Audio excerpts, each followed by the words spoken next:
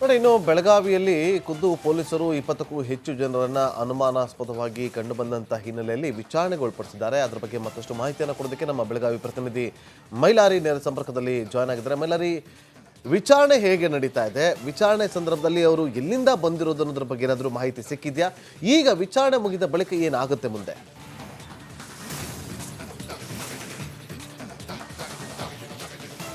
ಖಂಡಿತ ನಾಗೇಂದ್ರ ಬಾಬು, ಬೆಳಗಾವಿಯಲ್ಲೂ ಕೂಡ ಅಕ್ರಮ ವಲಸಿಗರು ಇದ್ದಾರೆ ಅನ್ನೋ ಆರೋಪದ ಹಿನ್ನೆಲೆಯಲ್ಲಿ ಬೆಳಗಾವಿಯ ಬಸ್ ನಿಲ್ದಾಣದಲ್ಲಿ ಬೆಳಗಾವಿಯ DCP ಆಗಿರುವಂಥ ನಾರಾಯಣ್ ಬರ್ಮನಿ ಸೇರಿದಂತೆ ಅಧಿಕಾರಿಗಳ ತಂಡ ಪರಿಶೀಲನೆ ಮಾಡುವಂಥ ಕೆಲಸವನ್ನು ಕೂಡ ಮಾಡಿತು. ಜೊತೆಗೆ ಅಲ್ಲಿ ಇದ್ದಂಥ 3 ಬಸ್ಗಳಲ್ಲಿ ಬಂದಂಥ ಎಲ್ಲ ಜನರನ್ನು ಕೂಡ ಮಾಳಮಾರುತಿ ಪೊಲೀಸ್ ಠಾಣೆಯಲ್ಲಿ ಸದ್ಯ ವಶಕ್ಕೆ ಪಡೆದು ವಿಚಾರಣೆ ಮಾಡುವಂಥ ಕೆಲಸವನ್ನು ಕೂಡ ಮಾಡಲಾಗ್ತಿರೋದು. ಸುಮಾರು 20ಕ್ಕೂ ಹೆಚ್ಚು ಜನ ಇಲ್ಲಿ ಈಗಾಗಲೇ ವಶಕ್ಕೆ ಪಡೆದು ವಿಚಾರಣೆ ಮಾಡುವಂಥ ಕೆಲಸವನ್ನು ಕೂಡ ಮಾಡಲಾಗ್ತಿರೋದು. ಇದೇ ಒಂದು ಅಂದರೆ ಮಾಳಮಾರುತಿ ಪೊಲೀಸ್ ಠಾಣೆಗೆ ಈಗಾಗಲೇ ಕರೆದುಕೊಂಡು ಅವರ ದಾಖಲಾತಿಗಳ ಪರಿಶೀಲನೆ ಕಾರ್ಯ ಕೂಡ ಈಗ ಸದ್ಯ ನಡೀತಾ ಇರುವಂಥದ್ದು. ಪ್ರಮುಖವಾಗಿ ಬೆಳಗಾವಿ ಅಮರಾವತಿಯಿಂದ ಹುಬ್ಬಳ್ಳಿಗೆ ಬಂದು ಹುಬ್ಬಳ್ಳಿಯಿಂದ ಬೆಳಗಾವಿಗೆ ಬಂದಿದ್ರು ಅನ್ನೋ ಮಾಹಿತಿ ಸದ್ಯ ಇರುವಂಥದ್ದು. ಆದರೆ ಈ ಬಂದಂಥವ್ರು ಎಲ್ಲರೂ ಕೂಡ ಇಲ್ಲಿ ಪಶ್ಚಿಮ ಬಂಗಾಳ ಮೂಲದವರು ಅನ್ನೋದು ಕೂಡ ಸದ್ಯ ವಿಚಾರಣೆ ವೇಳೆ ಗೊತ್ತಾಗ್ತಿರುವಂಥದ್ದು. ಪ್ರಮುಖವಾಗಿ ಬೆಳಗಾವಿಯ DCP ನಾರಾಯಣ್ ಬರ್ಮನಿ ಅವರ ನೇತೃತ್ವದಲ್ಲಿ ತನಿಖೆ ಕೂಡ ಆರಂಭ ಆಗಿರುವಂಥದ್ದು. ಮಾಳವಾರ್ತಿಯ ಪೊಲೀಸ್ ಠಾಣಾ ವ್ಯಾಪ್ತಿಯಲ್ಲಿ ಇದೇ ಒಂದು ಪೊಲೀಸ್ ಠಾಣಾ ವ್ಯಾಪ್ತಿಯಲ್ಲಿ ಮೇಲುಗಡೆ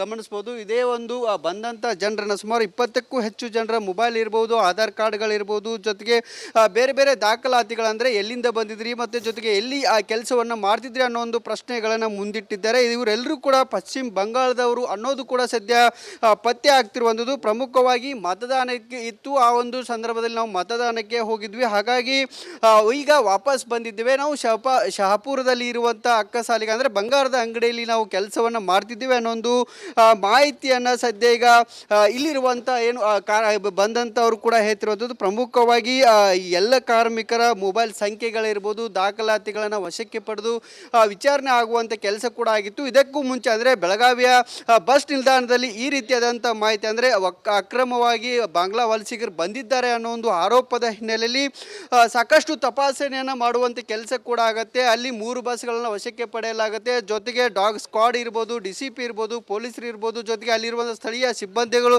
ಪರಿಶೀಲನೆ ಮಾಡಿ ಅವರನ್ನು ವಶಕ್ಕೆ ಪಡೆದು ಸದ್ಯ ವಿಚಾರಣೆಯನ್ನು ಮಾಡಲಾಗುತ್ತೆ. ಸದ್ಯ ಈ ಎಲ್ಲ ಏನು ವಿಚಾರಣೆ ಮಾಡಿದ್ದಾರೆ ಇವ್ರನ್ನೆಲ್ಲರನ್ನು ಕೂಡ ಇನ್ನೇನು ಕೆಲವೇ ಹೊತ್ತಲ್ಲೇ ಬಿಡುಗಡೆ ಮಾಡ್ತಾರೆ ಅನ್ನೋ ಒಂದು ಮಾಹಿತಿ ಕೂಡ ಇರುವಂಥದ್ದು. Nagendra Babu, okay, thank you Mailari ನಿಮ್ಮೆಲ್ಲ ಮಾಹಿತಿಗಾಗಿ.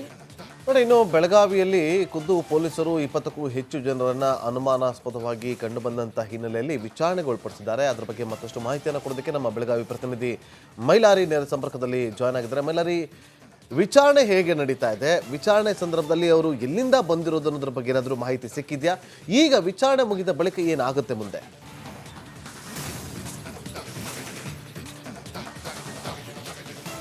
ಖಂಡಿತ ನಾಗೇಂದ್ರ ಬಾಬು, ಬೆಳಗಾವಿಯಲ್ಲೂ ಕೂಡ ಅಕ್ರಮ ವಲಸಿಗರು ಇದ್ದಾರೆ ಅನ್ನೋ ಆರೋಪದ ಹಿನ್ನೆಲೆಯಲ್ಲಿ ಬೆಳಗಾವಿಯ ಬಸ್ ನಿಲ್ದಾಣದಲ್ಲಿ ಬೆಳಗಾವಿಯ DCP ಆಗಿರುವಂಥ ನಾರಾಯಣ್ ಬರ್ಮನಿ ಸೇರಿದಂತೆ ಅಧಿಕಾರಿಗಳ ತಂಡ ಪರಿಶೀಲನೆ ಮಾಡುವಂಥ ಕೆಲಸವನ್ನು ಕೂಡ ಮಾಡಿತು. ಜೊತೆಗೆ ಅಲ್ಲಿ ಇದ್ದಂಥ 3 ಬಸ್ಗಳಲ್ಲಿ ಬಂದಂಥ ಎಲ್ಲ ಜನರನ್ನು ಕೂಡ ಮಾಳಮಾರುತಿ ಪೊಲೀಸ್ ಠಾಣೆಯಲ್ಲಿ ಸದ್ಯ ವಶಕ್ಕೆ ಪಡೆದು ವಿಚಾರಣೆ ಮಾಡುವಂಥ ಕೆಲಸವನ್ನು ಕೂಡ ಮಾಡಲಾಗ್ತಿರೋದು. ಸುಮಾರು 20ಕ್ಕೂ ಹೆಚ್ಚು ಜನ ಇಲ್ಲಿ ಈಗಾಗಲೇ ವಶಕ್ಕೆ ಪಡೆದು ವಿಚಾರಣೆ ಮಾಡುವಂಥ ಕೆಲಸವನ್ನು ಕೂಡ ಮಾಡಲಾಗ್ತಿರೋದು. ಇದೇ ಒಂದು ಅಂದರೆ ಮಾಳಮಾರುತಿ ಪೊಲೀಸ್ ಠಾಣೆಗೆ ಈಗಾಗಲೇ ಕರೆದುಕೊಂಡು ಅವರ ದಾಖಲಾತಿಗಳ ಪರಿಶೀಲನೆ ಕಾರ್ಯ ಕೂಡ ಈಗ ಸದ್ಯ ನಡೀತಾ ಇರುವಂಥದ್ದು. ಪ್ರಮುಖವಾಗಿ ಬೆಳಗಾವಿ ಅಮರಾವತಿಯಿಂದ ಹುಬ್ಬಳ್ಳಿಗೆ ಬಂದು ಹುಬ್ಬಳ್ಳಿಯಿಂದ ಬೆಳಗಾವಿಗೆ ಬಂದಿದ್ರು ಅನ್ನೋ ಮಾಹಿತಿ ಸದ್ಯ ಇರುವಂಥದ್ದು. ಆದರೆ ಈ ಬಂದಂಥವ್ರು ಎಲ್ಲರೂ ಕೂಡ ಇಲ್ಲಿ ಪಶ್ಚಿಮ ಬಂಗಾಳ ಮೂಲದವರು ಅನ್ನೋದು ಕೂಡ ಸದ್ಯ ವಿಚಾರಣೆ ವೇಳೆ ಗೊತ್ತಾಗ್ತಿರುವಂಥದ್ದು. ಪ್ರಮುಖವಾಗಿ ಬೆಳಗಾವಿಯ DCP ನಾರಾಯಣ್ ಬರ್ಮನಿ ಅವರ ನೇತೃತ್ವದಲ್ಲಿ ತನಿಖೆ ಕೂಡ ಆರಂಭ ಆಗಿರುವಂಥದ್ದು. ಮಾಳವಾರ್ತಿಯ ಪೊಲೀಸ್ ಠಾಣಾ ವ್ಯಾಪ್ತಿಯಲ್ಲಿ ಇದೇ ಒಂದು ಪೊಲೀಸ್ ಠಾಣಾ ವ್ಯಾಪ್ತಿಯಲ್ಲಿ ಮೇಲುಗಡೆ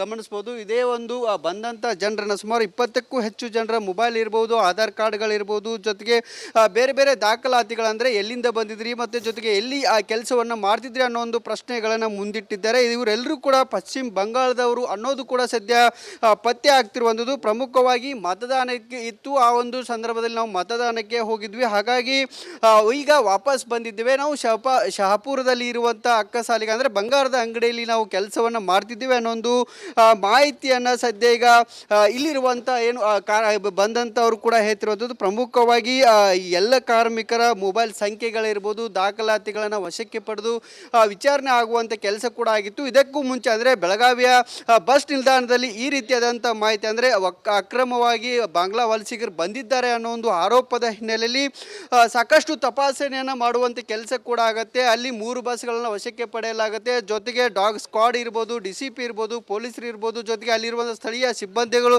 ಪರಿಶೀಲನೆ ಮಾಡಿ ಅವರನ್ನು ವಶಕ್ಕೆ ಪಡೆದು ಸದ್ಯ ವಿಚಾರಣೆಯನ್ನು ಮಾಡಲಾಗುತ್ತೆ. ಸದ್ಯ ಈ ಎಲ್ಲ ಏನು ವಿಚಾರಣೆ ಮಾಡಿದ್ದಾರೆ ಇವ್ರನ್ನೆಲ್ಲರನ್ನು ಕೂಡ ಇನ್ನೇನು ಕೆಲವೇ ಹೊತ್ತಿನಲ್ಲೇ ಬಿಡುಗಡೆ ಮಾಡ್ತಾರೆ ಅನ್ನೋ ಒಂದು ಮಾಹಿತಿ ಕೂಡ ಇರುವಂಥದ್ದು. Nagendra Babu. Okay, thank you Mailari ನಿಮ್ಮೆಲ್ಲ ಮಾಹಿತಿಗಾಗಿ.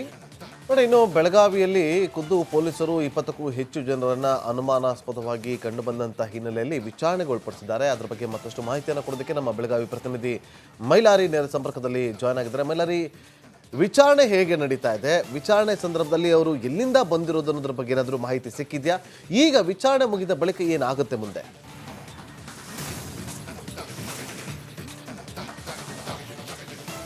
ಖಂಡಿತ ನಾಗೇಂದ್ರ ಬಾಬು, ಬೆಳಗಾವಿಯಲ್ಲೂ ಕೂಡ ಅಕ್ರಮ ವಲಸಿಗರು ಇದ್ದಾರೆ ಅನ್ನೋ ಒಂದು ಆರೋಪದ ಹಿನ್ನೆಲೆಯಲ್ಲಿ ಬೆಳಗಾವಿಯ ಬಸ್ ನಿಲ್ದಾಣದಲ್ಲಿ ಬೆಳಗಾವಿಯ DCP ಆಗಿರುವಂಥ ನಾರಾಯಣ್ ಬರ್ಮನಿ ಸೇರಿದಂತೆ ಅಧಿಕಾರಿಗಳ ತಂಡ ಪರಿಶೀಲನೆ ಮಾಡುವಂಥ ಕೆಲಸವನ್ನು ಕೂಡ ಮಾಡಿತು. ಜೊತೆಗೆ ಅಲ್ಲಿ ಇದ್ದಂಥ 3 ಬಸ್ಗಳಲ್ಲಿ ಬಂದಂಥ ಎಲ್ಲ ಜನರನ್ನು ಕೂಡ ಮಾಳಮಾರುತಿ ಪೊಲೀಸ್ ಠಾಣೆಯಲ್ಲಿ ಸದ್ಯ ವಶಕ್ಕೆ ಪಡೆದು ವಿಚಾರಣೆ ಮಾಡುವಂಥ ಕೆಲಸವನ್ನು ಕೂಡ ಮಾಡಲಾಗ್ತಿರೋದು. ಸುಮಾರು 20ಕ್ಕೂ ಹೆಚ್ಚು ಜನ ಇಲ್ಲಿ ಈಗಾಗಲೇ ವಶಕ್ಕೆ ಪಡೆದು ವಿಚಾರಣೆ ಮಾಡುವಂಥ ಕೆಲಸವನ್ನು ಕೂಡ ಮಾಡಲಾಗ್ತಿರೋದು. ಇದೇ ಒಂದು ಅಂದರೆ ಮಾಳಮಾರುತಿ ಪೊಲೀಸ್ ಠಾಣೆಗೆ ಈಗಾಗಲೇ ಕರೆದುಕೊಂಡು ಅವರ ದಾಖಲಾತಿಗಳ ಪರಿಶೀಲನೆ ಕಾರ್ಯ ಕೂಡ ಈಗ ಸದ್ಯ ನಡೀತಾ ಇರುವಂಥದ್ದು. ಪ್ರಮುಖವಾಗಿ ಅಮರಾವತಿಯಿಂದ ಹುಬ್ಬಳ್ಳಿಗೆ ಬಂದು ಹುಬ್ಬಳ್ಳಿಯಿಂದ ಬೆಳಗಾವಿಗೆ ಬಂದಿದ್ರು ಅನ್ನೋದು ಮಾಹಿತಿ ಸದ್ಯ ಇರುವಂಥದ್ದು. ಆದರೆ ಈ ಬಂದಂಥವ್ರು ಎಲ್ಲರೂ ಕೂಡ ಇಲ್ಲಿ ಪಶ್ಚಿಮ ಬಂಗಾಳ ಮೂಲದವರು ಅನ್ನೋದು ಕೂಡ ಸದ್ಯ ವಿಚಾರಣೆ ವೇಳೆ ಗೊತ್ತಾಗ್ತಿರುವಂಥದ್ದು. ಪ್ರಮುಖವಾಗಿ ಬೆಳಗಾವಿಯ DCP ನಾರಾಯಣ್ ಬರ್ಮನಿ ಅವರ ನೇತೃತ್ವದಲ್ಲಿ ತನಿಖೆ ಕೂಡ ಆರಂಭ ಆಗಿರುವಂಥದ್ದು. ಮಾಳವಾರ್ತಿಯ ಪೊಲೀಸ್ ಠಾಣಾ ವ್ಯಾಪ್ತಿಯಲ್ಲಿ ಇದೇ ಒಂದು ಪೊಲೀಸ್ ಠಾಣಾ ವ್ಯಾಪ್ತಿಯಲ್ಲಿ ಮೇಲುಗಡೆ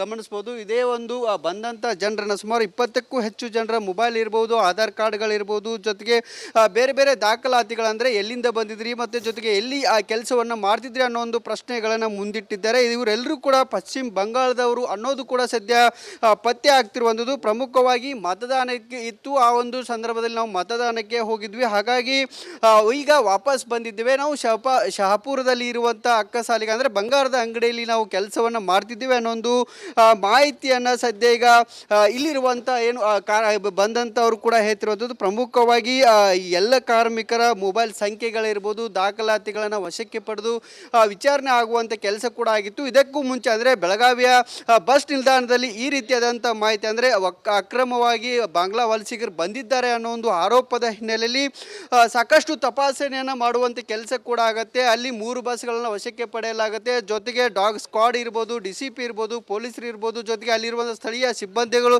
ಪರಿಶೀಲನೆ ಮಾಡಿ ಅವರನ್ನು ವಶಕ್ಕೆ ಪಡೆದು ಸದ್ಯ ವಿಚಾರಣೆಯನ್ನು ಮಾಡಲಾಗುತ್ತೆ. ಸದ್ಯ ಈ ಎಲ್ಲ ಏನು ವಿಚಾರಣೆ ಮಾಡಿದ್ದಾರೆ ಇವ್ರನ್ನೆಲ್ಲರನ್ನು ಕೂಡ ಇನ್ನೇನು ಕೆಲವೇ ಹೊತ್ತಿನಲ್ಲೇ ಬಿಡುಗಡೆ ಮಾಡ್ತಾರೆ ಅನ್ನೋ ಒಂದು ಮಾಹಿತಿ ಕೂಡ ಇರುವಂಥದ್ದು. Nagendra Babu. Okay, thank you Mailari ನಿಮ್ಮೆಲ್ಲ ಮಾಹಿತಿಗಾಗಿ. ನೋಡಿ, ಇನ್ನು ಬೆಳಗಾವಿಯಲ್ಲಿ ಖುದ್ದು ಪೊಲೀಸರು 20ಕ್ಕೂ ಹೆಚ್ಚು ಜನರನ್ನ ಅನುಮಾನಾಸ್ಪದವಾಗಿ ಕಂಡುಬಂದಂಥ ಹಿನ್ನೆಲೆಯಲ್ಲಿ ವಿಚಾರಣೆಗೊಳಪಡಿಸಿದ್ದಾರೆ. ಅದರ ಬಗ್ಗೆ ಮತ್ತಷ್ಟು ಮಾಹಿತಿಯನ್ನು ಕೊಡೋದಕ್ಕೆ ನಮ್ಮ ಬೆಳಗಾವಿ ಪ್ರತಿನಿಧಿ ಮೈಲಾರಿ ನೇರ ಸಂಪರ್ಕದಲ್ಲಿ ಜಾಯ್ನ್ ಆಗಿದ್ದಾರೆ. ಮೈಲಾರಿ, ವಿಚಾರಣೆ ಹೇಗೆ ನಡೀತಾ ಇದೆ? ವಿಚಾರಣೆ ಸಂದರ್ಭದಲ್ಲಿ ಅವರು ಎಲ್ಲಿಂದ ಬಂದಿರೋದು ಅನ್ನೋದ್ರ ಬಗ್ಗೆ ಏನಾದರೂ ಮಾಹಿತಿ ಸಿಕ್ಕಿದ್ಯಾ? ಈಗ ವಿಚಾರಣೆ ಮುಗಿದ ಬಳಿಕ ಏನಾಗುತ್ತೆ ಮುಂದೆ?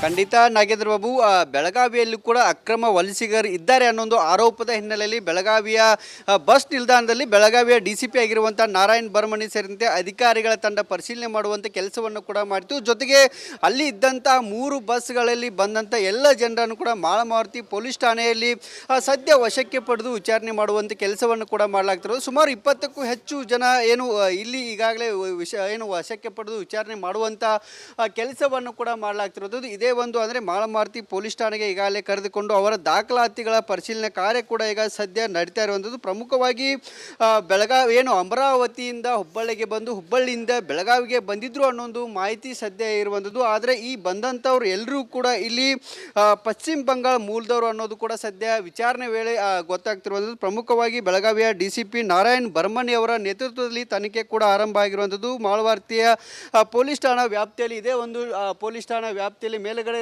ಗಮನಿಸಬಹುದು. ಇದೇ ಒಂದು ಬಂದಂಥ ಜನರನ್ನ ಸುಮಾರು 20ಕ್ಕೂ ಹೆಚ್ಚು ಜನರ ಮೊಬೈಲ್ ಇರ್ಬೋದು, ಆಧಾರ್ ಕಾರ್ಡ್ಗಳಿರ್ಬೋದು, ಜೊತೆಗೆ ಬೇರೆ ಬೇರೆ ದಾಖಲಾತಿಗಳಂದರೆ ಎಲ್ಲಿಂದ ಬಂದಿದ್ರಿ ಮತ್ತು ಜೊತೆಗೆ ಎಲ್ಲಿ ಆ ಕೆಲಸವನ್ನು ಮಾಡ್ತಿದ್ರಿ ಅನ್ನೋ ಒಂದು ಪ್ರಶ್ನೆಗಳನ್ನು ಮುಂದಿಟ್ಟಿದ್ದಾರೆ. ಇವರೆಲ್ಲರೂ ಕೂಡ ಪಶ್ಚಿಮ ಬಂಗಾಳದವರು ಅನ್ನೋದು ಕೂಡ ಸದ್ಯ ಪತ್ತೆ ಆಗ್ತಿರುವಂಥದ್ದು. ಪ್ರಮುಖವಾಗಿ ಮತದಾನಕ್ಕೆ ಇತ್ತು, ಆ ಒಂದು ಸಂದರ್ಭದಲ್ಲಿ ನಾವು ಮತದಾನಕ್ಕೆ ಹೋಗಿದ್ವಿ, ಹಾಗಾಗಿ ಈಗ ವಾಪಸ್ ಬಂದಿದ್ದೇವೆ. ನಾವು ಶಹಾಪುರದಲ್ಲಿ ಇರುವಂಥ ಅಕ್ಕಸಾಲಿಗೆ ಅಂದರೆ ಬಂಗಾರದ ಅಂಗಡಿಯಲ್ಲಿ ನಾವು ಕೆಲಸವನ್ನು ಮಾಡ್ತಿದ್ದೇವೆ ಅನ್ನೋ ಒಂದು ಮಾಹಿತಿಯನ್ನು ಸದ್ಯ ಈಗ ಇಲ್ಲಿರುವಂಥ ಏನು ಬಂದಂಥವ್ರು ಕೂಡ ಹೇಳ್ತಿರುವಂಥದ್ದು. ಪ್ರಮುಖವಾಗಿ ಎಲ್ಲ ಕಾರ್ಮಿಕರ ಮೊಬೈಲ್ ಸಂಖ್ಯೆಗಳಿರ್ಬೋದು, ದಾಖಲಾತಿಗಳನ್ನು ವಶಕ್ಕೆ ಪಡೆದು ವಿಚಾರಣೆ ಆಗುವಂಥ ಕೆಲಸ ಕೂಡ ಆಗಿತ್ತು. ಇದಕ್ಕೂ ಮುಂಚೆ ಅಂದರೆ ಬೆಳಗಾವಿಯ ಬಸ್ ನಿಲ್ದಾಣದಲ್ಲಿ ಈ ರೀತಿಯಾದಂಥ ಮಾಹಿತಿ ಅಂದರೆ ಅಕ್ರಮವಾಗಿ ಬಾಂಗ್ಲಾ ವಲಸಿಗರು ಬಂದಿದ್ದಾರೆ ಅನ್ನೋ ಒಂದು ಆರೋಪದ ಹಿನ್ನೆಲೆಯಲ್ಲಿ ಸಾಕಷ್ಟು ತಪಾಸಣೆಯನ್ನು ಮಾಡುವಂಥ ಕೆಲಸ ಕೂಡ ಆಗುತ್ತೆ. ಅಲ್ಲಿ 3 ಬಸ್ಗಳನ್ನು ವಶಕ್ಕೆ ಪಡೆಯಲಾಗುತ್ತೆ. ಜೊತೆಗೆ ಡಾಗ್ ಸ್ಕ್ವಾಡ್ ಇರ್ಬೋದು, DCP ಇರ್ಬೋದು, ಪೊಲೀಸರು ಇರ್ಬೋದು, ಜೊತೆಗೆ ಅಲ್ಲಿರುವಂಥ ಸ್ಥಳೀಯ ಸಿಬ್ಬಂದಿಗಳು ಪರಿಶೀಲನೆ ಮಾಡಿ ಅವರನ್ನು ವಶಕ್ಕೆ ಪಡೆದು ಸದ್ಯ ವಿಚಾರಣೆಯನ್ನು ಮಾಡಲಾಗುತ್ತೆ. ಸದ್ಯ ಈ ಎಲ್ಲ ಏನು ವಿಚಾರಣೆ ಮಾಡಿದ್ದಾರೆ ಇವ್ರನ್ನೆಲ್ಲರನ್ನು ಕೂಡ ಇನ್ನೇನು ಕೆಲವೇ ಹೊತ್ತಲ್ಲೇ ಬಿಡುಗಡೆ ಮಾಡ್ತಾರೆ ಅನ್ನೋ ಒಂದು ಮಾಹಿತಿ ಕೂಡ ಇರುವಂಥದ್ದು. Nagendra Babu. Okay, thank you Mailari ನಿಮ್ಮೆಲ್ಲ ಮಾಹಿತಿಗಾಗಿ.